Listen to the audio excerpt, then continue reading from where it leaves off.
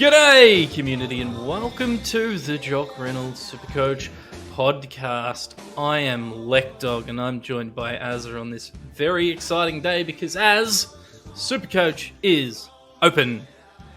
Woohoo! Happy Supercoach Day to all out there in Fantasyland. It is a huge day and there's a lot to cover. We've got some huge game changes which we'll speak about. But first off, Lek, now that it is open, who was your first picked player? Well, I mean, this isn't going to be a super exciting one because my team is actually garbage. It's just the team that crossed over from the Supercoach Gold team picker. But I think it was Jack McRae. I think someone put up a stat that over like the last 8 years, he's scored 10,000 points or something in Supercoach. And he plays every game. So Jack McRae. But if you want a bit more of an exciting one, I've got Zach Bailey in my forward line. I think he's a breakout contender. What about you?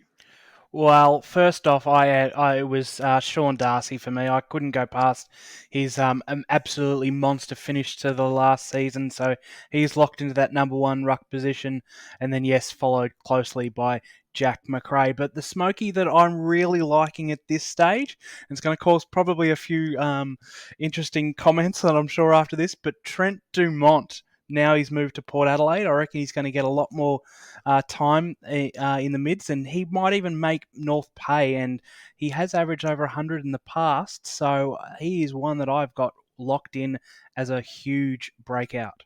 Well, I believe he averaged over 100, not last year, but the year before in that shortened quarters, and then basically couldn't touch the ball in 2021. Was it a role change? What is it that you think is going to give him an opportunity to present at Port Adelaide? Oh, look, I think it's purely that he's going to be obviously have a lot on his mind after North delisted, and that's going to be weighing on him. He's looking in great form from what we've all heard from preseason reports. I mean, you can't read too much in it because everyone's flying apparently, but I reckon he's just going to be one that's going to be hard working on the wings, but he'll be generating a lot of points. Always has, but at his price, he's a little bit too hard for me to pass over, but there are a few in that zone as well that I know people are looking at. Patricklopinsky is another one, and of course McRae, which is going to be another popular Supercoach pick. Well, let's shelve this conversation for the moment, because we got a lot of stuff to get through, and I know as the preseason progresses, we're going to be talking about players specifically, but there is so much to digest. From the moment before we digest all the new rules and all the changes, I wanted to say thank you to you and to Damo for all the great Supercoach BBL content that happened in the BBL season. It was a good time, and I think most of us in the JR team ended up doing pretty well as well, which was exciting, and thanks to your wisdom. So thank you for that, Azza. Pleasure. And I wanted to shout out that we've got heaps and heaps of content. If you haven't been on the website recently, jockreynolds.com.au, if you go there on the homepage, there's your 2022 Supercoach guide. That links to all of the pocket profile articles. We've been profiling every single team. We've had guests in to profile all of their teams in articles. We've got the last few teams are still scheduled to go out, so they'll be floating out. You're doing amazing work. You've been doing the AFLW fantasy reviews, which, by the way, AFLW fantasy, how exciting has that been at? It's huge. Again, that's a huge undertaking that the guys at Mora's Magic's been doing, and it's something that the community's been crying out for, and hopefully with the successful numbers that they've been able to get and the content generation that's been done from various publications, maybe next year is the year that we will get it as a professional platform in Supercoach or even in AFL fantasy. It's been huge. I implore people to keep jumping on it, keep talking about it, because that's how it'll get to the powers that be and make it happen. And even if you haven't made a team yet, it's not too late. Jump on and make a team. We need the numbers to get in there, boost it up, and make it a really big splash in the fantasy space, because it has been a lot of fun. Also on the site, we've got a Rate My Team thread, so you can jump up there. Now that the team pick is open, you can put your team in the comments, let everyone rate your team, argue about rookies that aren't going to play for another 12 months. Don't worry about it. And then the final one, we've got a couple of special articles that have been floating about. The first was a ruck analysis of Oscar McInerney. Yeah. We've got a few other bits and pieces coming from Marta, who's been a great contributor. So we just have an absolute mountain of stuff on the website, and even better, and it's probably too early to announce this, but a few of us from the Jock Reynolds team will be contributing on the Supercoach News/Herald Sun sites over the Big next few weeks in the preseason. Yeah, no, it's absolutely huge news, and again, it's going to be interesting to see the amazing content that comes out of that. And obviously, you've seen it come from the BBL perspective, but we've got more people on board for the Herald Sun this year because, again, AFL is a lot more to cover, and there's going to be some fantastic analysis that come out of that. And as you said yourself, just having that information on board helped you get a new personal best in Supercoach BBL, and I hope to all out there that our content can garner more PBs from everyone across the board. Yeah, so it's thanks to you, community, that are listening, that gives us these sort of opportunities. We're really looking forward to it. Let's get into the changes for Supercoach. Yep. Azza, the number one change that I want to talk about is that my team from Supercoach Gold Team Picker, which comes out in December, transitioned across to Supercoach 2022 when the Team Picker opened. I didn't need to screenshot my team and rebuild it. It was already in there. So bang, that's one win for the Supercoach team. Oh, wasn't that a great thing to wake up to? Just quick registration and your team's already there. Of course, it was when I looked at my SC Gold Picker, it was back in December. I hadn't touched it because of BBL commitments, and then open it up, it was there, and I was horrified and cleared it and started again. I don't know about you. Well, yeah, I've got Jeremy Howe in the back line. I've got Taylor Adams in the midfield. I've got a forward line consisting of not many players that are going to play footy next year. So I'm happy to scrap it, but it was exciting to see it. It was indeed, and it was a great little change that they made. Again, sometimes the smallest changes have the biggest impact, and that was one that was fantastic. Yeah, those little quality of life changes are good. All right, let's get into it. The first one I want to chat about with you, Azza, is trades. So we'll be getting 35 trades over the 23 rounds with a maximum of 2 per round and 3 during the buys, which are rounds 12 to 14 at this stage. 35 trades. I've seen some people saying it's a bit too many, but I think we're going to be absolutely hammered with COVID this year, so 35 to me is probably going to be the minimum we'll need. Yeah, exactly, and it is a slight increase from previous years. Obviously, we had 30 trades in previous seasons, so there is the increase of 5. And yes, there has been a lot of discussions that with an increase in trades, it'll lead to similar teams. And look, that is going to be part and parcel of the game when you have more trades. But as you said there, like, it is going to be a really difficult season to manage, and we've seen that predominantly in the BBL when players are just dropping left, right, and centre. Games are getting postponed, fixtures changing left, right, and centre. So to be able to have those extra trades is going to be really valuable, but you just got to keep remembering that trades are golden. Yes, you're going to be getting 5, but make sure you do use them wisely, especially with this upcoming season. Try to hold off as long as you can. Agreed. We're going to need it. I know that I play NBA fantasy in a daily league where you have like $100 of waiver wire money to use throughout the year to pick up players and drop players. And people have burnt through that before half the season was over just because there was that many postponements and did not plays because of COVID. So just you got to hold our resources, and trades are resources, or not necessarily hold them, but use them wisely. Exactly. We will have new opportunities, and this feels very EPL to me, and I don't play fantasy EPL, but I know this something similar they have. But there's a new tactic or a new feature we have, and that's the trade boosts. Azza, you'll have 5 new trade boosts, which can be used in any round to gain an extra trade for that round, up to a maximum of 3 per round or 4 per round during the buys. These bonus trades can be activated any round and come out of your total 35. You can only use a trade boost once per round. You can choose to use some, all, or none of your 5 available trade boosts throughout the season. Yeah, so it's primarily where the extra 5s have come from for this particular new tactic of trade boosting, and I reckon it's going to be one that's going to be used quite a lot by people that are going to have teams that are impacted by COVID, whether it's going to be a postponement of a game or there's players just dropping left, right, and centre. Fingers crossed, of course, knock on wood, we don't have any of that, but we've seen it in many different fantasy lands that it is just an inevitable factor, and it's probably something that we're just going to have to deal with.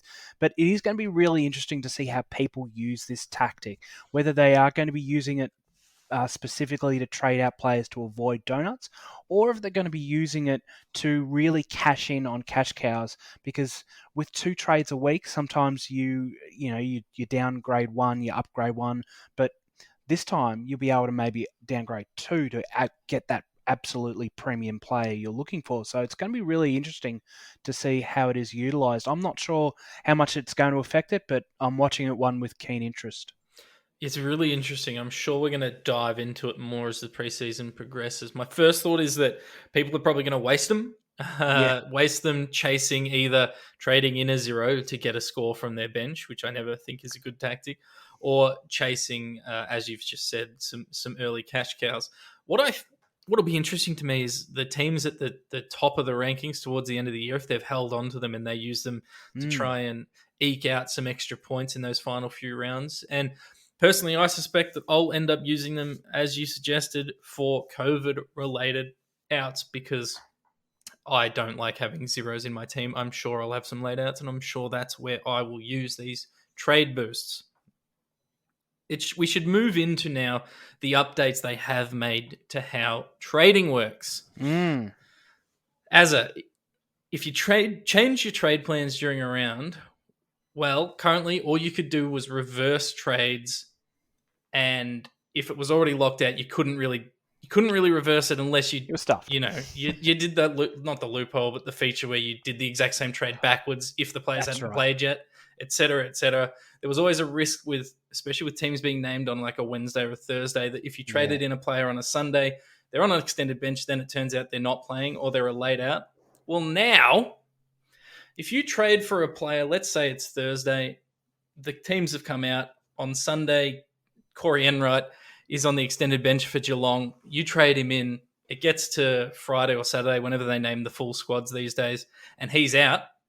You can actually use your trade reversal to change who you're trading in. So if you were trading in Corey Enright and he's a late out, you can now change that to someone else who hasn't played yet, which I think is a really simple fix to a problem which was created by the AFL changing the rules around when teams were being announced and how long rounds went for. Yeah, exactly. You hit the nail on the head there. Like, it was a very difficult season last year, and it has been with team sheets being announced so late in the game now. And there were a lot of instances throughout the season. I know it happened to me, and it's happened to a lot of people, where you would lock in your trades before the first lockout. Trades are locked in, something goes wrong, is either a late out or they get injured in the warm-up for whatever reason, and, well, your trade plans have just gone up in smoke and you're having to rely on an emergency. But this is, again, as you said, it's a very simple change, but it is going to be one that is going to be proved very useful and is going to cause less stress on super coaches this year. Interesting you mentioned Corey Enright, though, because, he is very well retired there, Lek, but you won't be trading him anytime soon. He's my go-to example of someone I want to trade in. I'd still bring him in if I could. But yeah, no, it is really simple. But I think people also have to just keep in the back of their mind that if they do get into that position, that how your overall trades are looking as well, because again, that could be potentially a wasted opportunity if you're going to be then maybe saying, oh, look, I've made a mistake. Oh, look, instead of bringing in, Daniel Rich, I wanted to bring in Jake Lloyd, but I can't afford him, so I've got to now use my trade boost and downgrade this player so I can get him. So that's probably where I reckon it might be a bit hectic, but I think overall it is a really good decision. Yeah, that's a good point you raise, and one we can probably cover in further depth later on. But you're right. If someone held their trade boost and then they do some panic trades with the reverse, maybe they change who they're bringing in, because it does, the player you're bringing in with this trade reversal, I'm not sure we should call it a trade reversal, but the trade edit. Trade edit. Tread it. They do still need to fit within your salary cap. They still do need to not be locked out.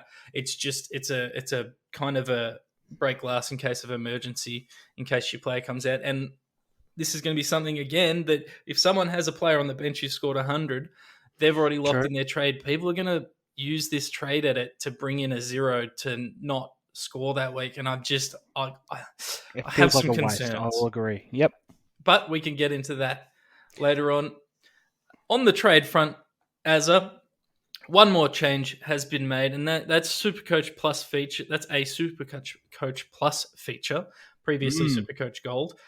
It's called Trade Assist. It's basically an intelligent auto trade AI thing that suggests the best move for your team every round. So it's also it's like the optimize button sort of in BBL, where it'll suggest the best VC and C at the same time. It'll show you ownership numbers for every player, see how many users have picked those players in their starting lineups versus benches. It'll show you how many players have been traded in or out every round, blah, blah, blah. So basically, it's just this assistant that is going to give you all the information you've probably been tracking on an Excel sheet or by hand on a piece of paper as you've done your trades. It's just another little UI tweak for those who have Supercoach Plus, which I think will be a handy guide to at least a handy starting point as to what trades you might be looking at if you're stumped. Yeah, exactly. And it's also a good little tool if you're short on time as well. So if you don't have the time to really go through all the amazing articles on our Jock Reynolds website or on the Herald Sun, and you just think, no, look, I just want to get rid of player A, I want to bring in a player B, but I'm not sure who it is. This new helpful Supercoach Plus Trade Assist will go, yep, we recommend this player. And you'd be like, okay, perfect. That's it. Done. In. And you don't have to worry about it. It's again, as you said, it's another small little feature, but it's going to really be rewarding for those that have invested that extra bit of cash to get Supercoach Plus. Very worthwhile, by the way. And again, it does last for full 12 months across all different codes as well. So very worthwhile purchasing if you haven't already.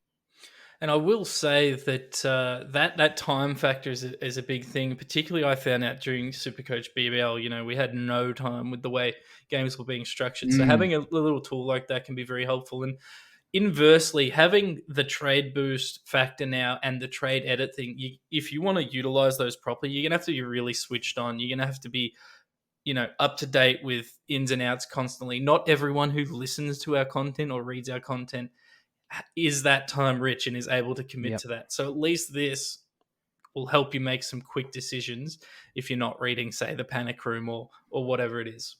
Exactly. All right, let's talk about look, let's be honest. It's the biggest change to Supercoach in memory. It's something that I'd say 95% of people were calling for. It was the difference between AFL Fantasy and Supercoach, but it's now here. Player position updates at regular intervals around 6, 12, and 18 during the season. Champion Data will reassess player positions and assign dual position status to players if their on-field role has changed. E.g., Jake Zeeble last week was listed as a forward in KFC Supercoach. We knew the whole time he was going to be playing in defense.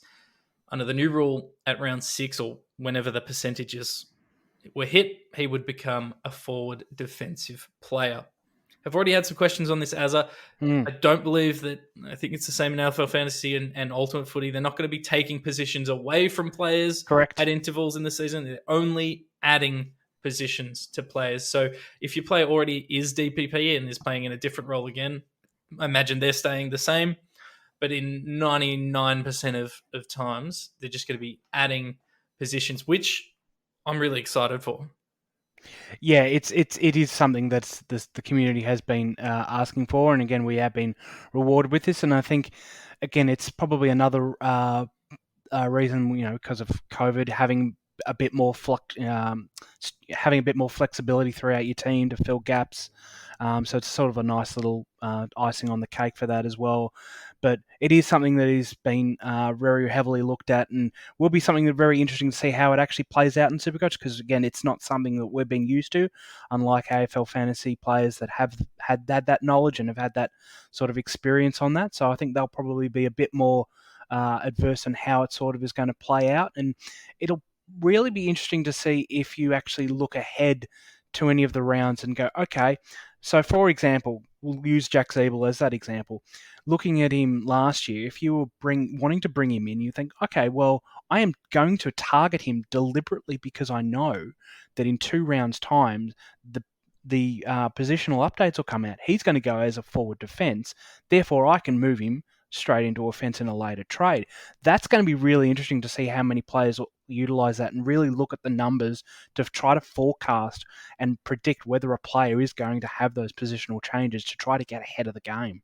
Yeah, it's going to be a really interesting thing. And so previously, my stance has always been, no, I like Supercoach the way it is. I don't like change. But guess what? They've been changing it on me for 10 years. So I got my head around that and I thought, all right, so how does this positional change thing factor in? Well, now I've spent the whole preseason talking about Lincoln McCarthy, Joe Danaher, Charlie Curnow. If you could pick a player who's going to average over 70 in the forward line and play every game, he's probably going to be a top 8 to 10 forward by total points.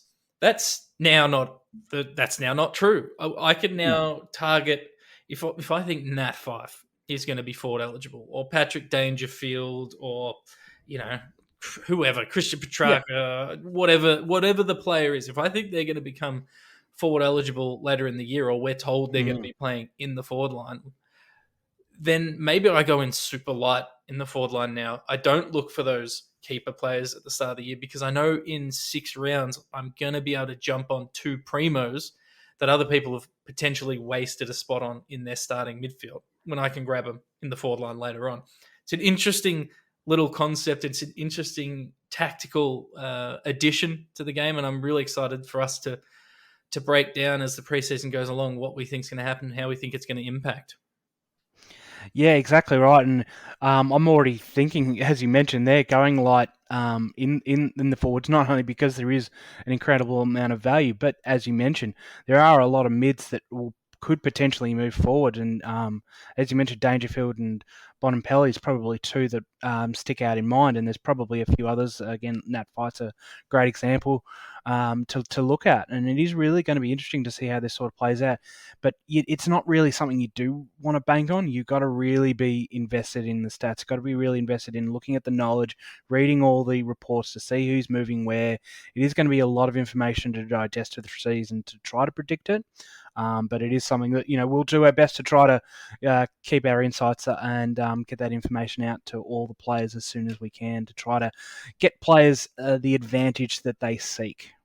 Yeah, and all of a sudden for Supercoach players who haven't been playing AFL Fantasy or Ultimate Footy, those heat maps on AFL Stats Pro are going to be gold because we're now going to be able to see, it's now relevant to us. It's something I've always kept an eye on for making decisions in draft leagues or keeper leagues in other formats. But now we've got another thing to watch because it's going to evolve as time goes on. It's going to be really exciting. And your boy Trent Dumont, he's midfield only. Maybe they play him behind the ball. We'll watch those heat maps. And exactly. Becomes a defender.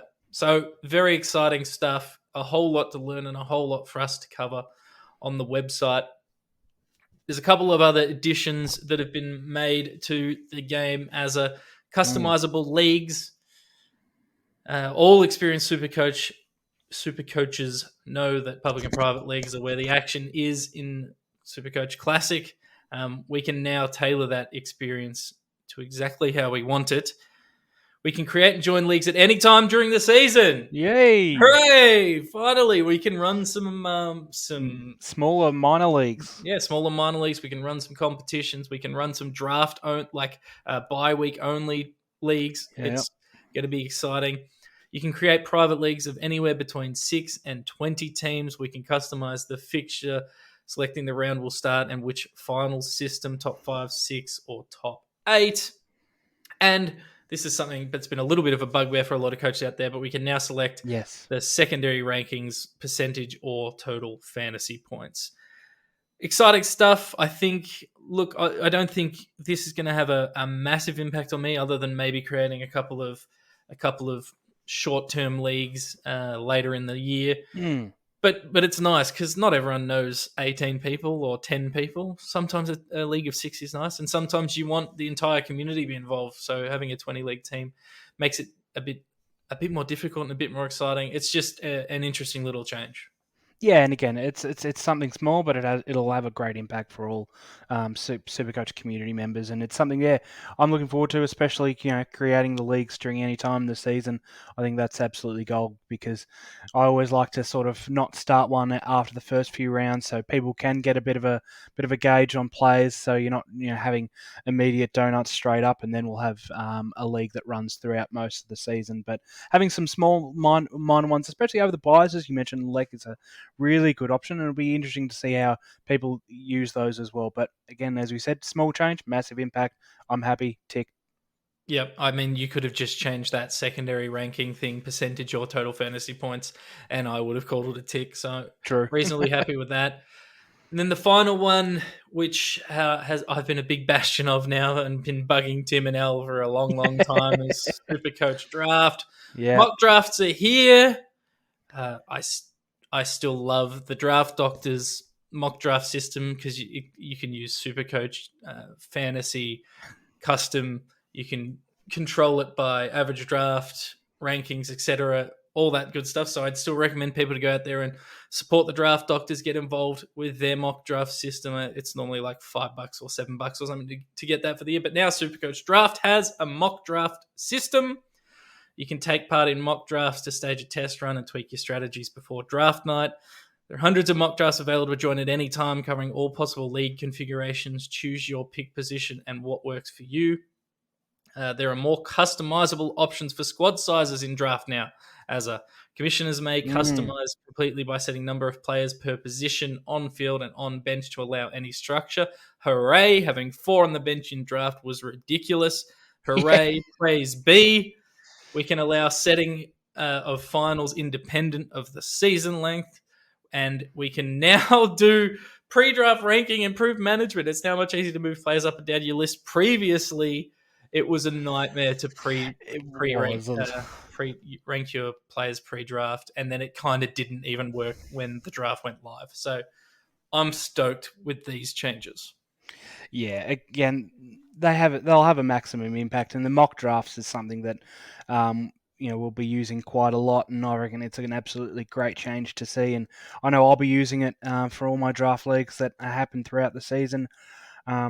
And yeah, the pre-draft ranking one's probably the ones that I would have said, yep, tick for me, because as you did mention, that was a little bit of a nightmare to try to get working if you were unfortunately unavailable for a draft and you had to auto draft. You were one of those unfortunate coaches.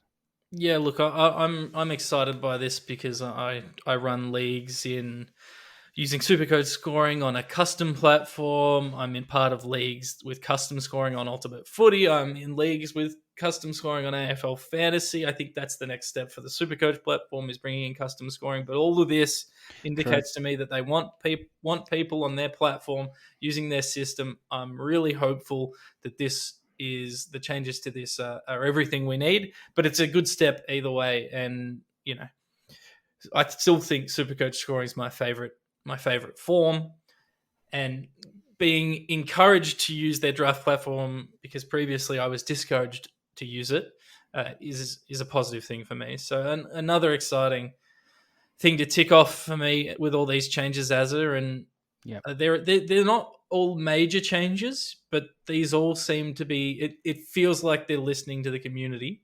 It feels like they're giving us what we're asking for. Yeah, exactly. And I think that's really valuable for them to be able to listen to feedback that the community gives them from year to year and implement them, no matter how small the changes are. But, at the end of the day, as they've said, it is just all about having more flexibility and more fun. Well, that's it. And flexibility is key. It's about trying to ensure that people don't lose interest as the season goes on, as injuries come through. They don't want a huge drop off. I've just jumped on the mock draft website, and I can see a hell of a lot of draft league opportunities here. I wonder if you can compete against the AI, or if they're all against players. That we'll learn more as we go on. But I'm excited to see it's already up and it's already seems to be working. That's fantastic to see. All right, Azza. Well, we've covered off all the rules, all the changes. Yeah. We've covered off all the content on the site and on the Herald Sun. Is there anything else you want to spruik while you're around? You've been doing some amazing stat work, rivaling the Swamp Man himself, I'd say. Oh, look, that's no one can unfortunately rival Sir Swamp Thing. He's an absolute mastermind and genius. No, I'm just a lover of stats with a side passion, but I do hope to be able to do a lot more in that space this preseason. So, if anybody has any suggestions for me, what they would like to see, whether it's more information about centre bounce attendances, kickouts, time on grounds, fixture analysis, whatever it might be, feel free to hit me up on my Twitter at Azajul, and I will be certainly more than helpful in trying to get you the information you seek this preseason. By the way, I've just Pete Jank, who's one of the Yes. masterminds behind developing all of the Supercoach systems, has just tweeted out some notes. There's a couple of other things that we missed, just minor things, but more live in more places. While game day remains your main focus for all live scoring, once the rolling lockout gets underway, there will now be more live player scores available in more places. Your Supercoach Plus switch on your team field goes into auto on mode, displaying live scores for the player in action, completed scores for those that already played, and projected scores for those yet to play, plus live scores on player rankings, live league ladders, and more. So basically what that means, if you've got Supercoach Plus, when you load up My Team on the website or the app, you're going to be able to see your team's current score without having to navigate into your game day, which I think is, again, another very simple quality of life update. Yep. Like that a lot. Awesome stuff. Very happy, Azza. Thank you for joining me. Everyone, make sure you do follow Azza, as he said. All the stats, all the knowledge, all the great memes. He's got it all. Thank you for joining me, Azza. You're a beautiful human. Pleasure. Absolutely. Thanks very much for having me, Lek. And if to anybody out there, make sure you sign up today, supercoach.com.au, and jump on Jock Reynolds' website for all our information.